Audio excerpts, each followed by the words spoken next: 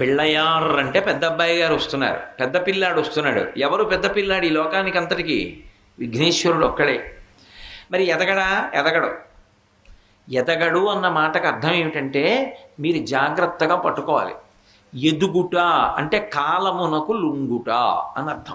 కాలమునకు లొంగనివాడు, కాలమును తాను లొంగ తీసుకున్నవాడు కాలమునందు పెరగడం కానీ, వృద్ధుడవడం కానీ, యవ్వనం పొందడం కానీ, వికారములు పొందడం కానీ, జుట్టు తెల్లబడ్డం కానీ, శరీరం ముడతలు పడిపోవడం కానీ, కంటికి కళ్ళజోడు రావడం కానీ, బలం తగ్గడం కానీ, బలం పెరగడం కానీ ఇటువంటివి ఏమి ఉండవు. ఎప్పుడూ అలాగే ఉంటాడంటే కాలాతీతుడు, కాలమునకు ఆయన లొంగడు.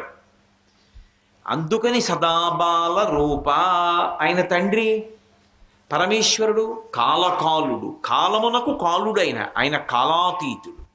కాలము ఆయనకి వశపడి ఉంటుంది తప్ప ఆయన కాలమునకు వశపడిపోడు. కాలంలో ఎప్పుడో అప్పుడు పరమశివుడికి కూడా ఇబ్బంది వచ్చిందండి అనరు.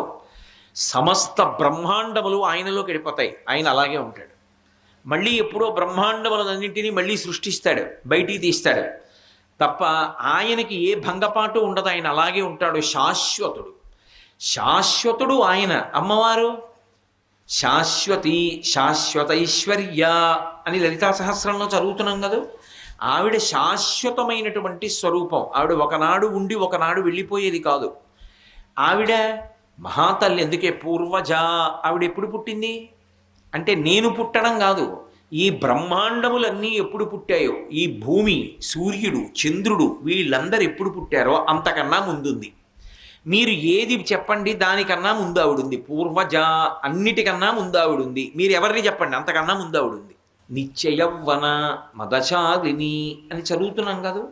అంటే ఆవిడ కాలమునకు వశపడదు. అందుకే ఆవిడ బాలగా ఉంటుంది. నిత్యయవ్వనంలో ఉంటుంది. ఆవిడ కాలమునకు వశపడదు. ఎందుకు వశపడదు అంటే కాలము అంటే ఏమిటి? సూర్యుడు, చంద్రుడు. సూర్యుడు ఇవాళ పొద్దున్న ఉదయించాడు, ఇవాళ సాయంకాలం అస్తమించాడు. అంటే మనందరి జీవితంలో ఒక పగలు పూర్తయిపోయింది.